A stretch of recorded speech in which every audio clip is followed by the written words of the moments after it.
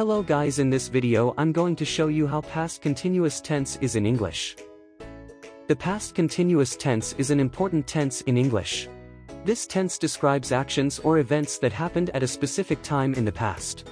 The past continuous tense is used to describe actions that began in the past and often continued for a short period of time after the action started.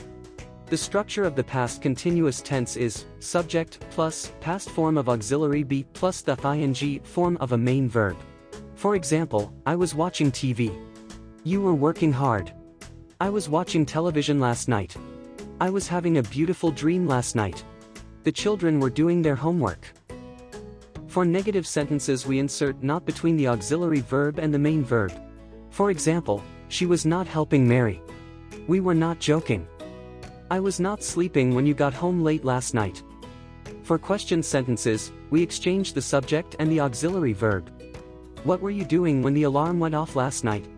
Were you calling me when I emailed you this afternoon? What was she doing this time yesterday? Were they playing football? As you see, we use the past continuous for something which happened before and after another action. For example, the other day I was waiting for a bus when you called me. For something that happened before and after a specific time.